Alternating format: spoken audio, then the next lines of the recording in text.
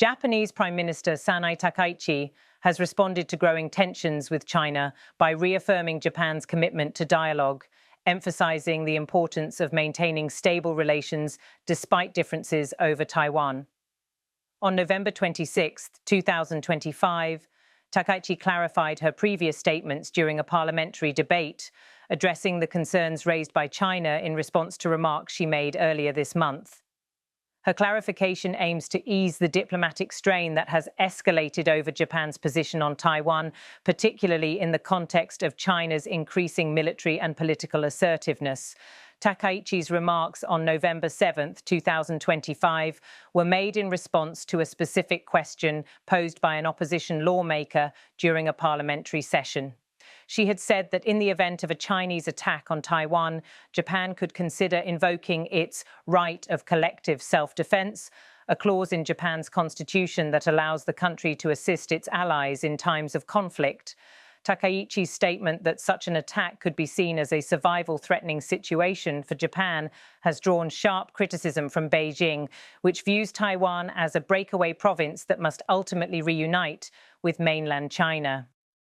In the November 26th parliamentary session, Takaichi emphasized that her comments had been made sincerely and in response to the specific question regarding Japan's response in the event of a Taiwan-related crisis. She reiterated Japan's commitment to peace and stability in the region, underscoring that it is her responsibility to protect and promote Japan's national interests, which she believes can be best achieved through continued dialogue with China.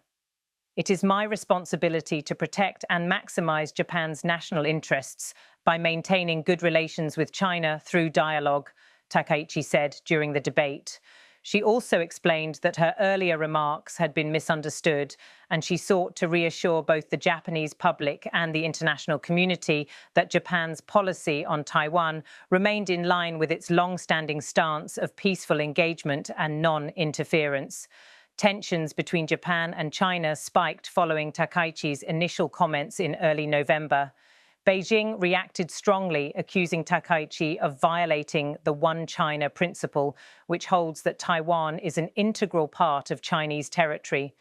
The Chinese government has consistently warned that any foreign interference in Taiwan's affairs would be met with force, and Takaichi's suggestion that Japan might come to Taiwan's defense in the event of an attack was perceived as a direct challenge to China's sovereignty.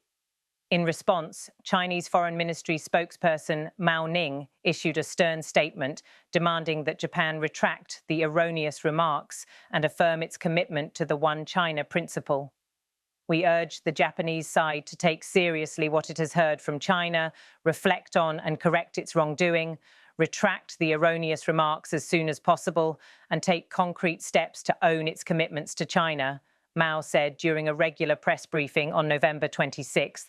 This direct rebuke from Beijing underscored the seriousness with which China views Japan's position on Taiwan, highlighting the potential for further diplomatic fallout if tensions are not de-escalated.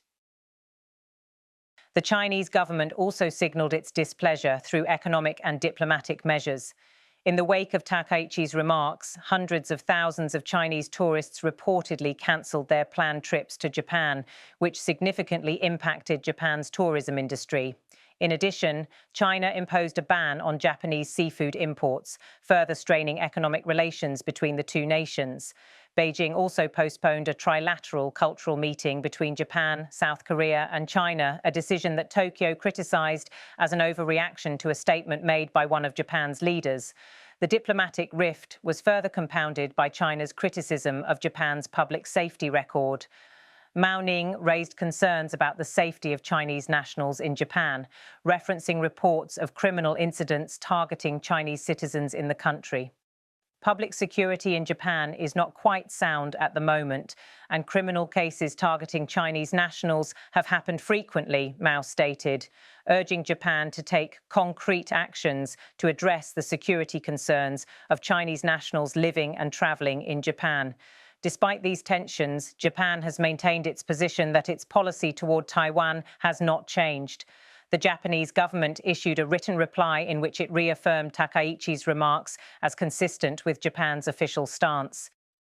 The Takaichi administration totally maintains this government position and does not believe any review or reconsideration is necessary on what constitutes a survival-threatening situation for Japan, the government statement read, reinforcing Japan's position that its security concerns regarding Taiwan are legitimate and will continue to be addressed in accordance with Japan's constitutional framework. The situation has drawn international attention, particularly as it coincides with broader regional security concerns. Taiwan's status remains a point of contention not only between China and Japan, but also within the broader international community. While Taiwan maintains that it is a self-governing entity, Beijing insists that it is a part of China and has vowed to reunify Taiwan with the mainland by force if necessary. This divergence of views has led to increasing tensions in the Taiwan Strait, where military activity by both China and Taiwan has intensified in recent years. Adding another layer of complexity to the diplomatic standoff, US President Donald Trump held a phone call with Chinese President Xi Jinping on November 24, 2025, during which Taiwan was one of the central topics of discussion. According to reports, Xi reaffirmed China's stance that the reunification of Taiwan with mainland China is an important part of the post-war international order, reiterating Beijing's long-standing policy on the issue. Taiwan is an important part of the post-war international order, Xi reportedly said, emphasizing that the issue of Taiwan's status must be resolved in accordance with Chinese interests. The conversation between Trump and Xi came at a time of heightened sensitivity over Taiwan, with the United States maintaining informal relations with Taiwan and continuing to sell arms to the island. While the US does not officially recognize Taiwan as a separate state, it has consistently supported Taiwan's right to self-determination and has expressed concern over China's growing military assertiveness in the region. Trump's comments during the call reportedly sought to balance US interests in Taiwan with the need to avoid further inflaming tensions with China.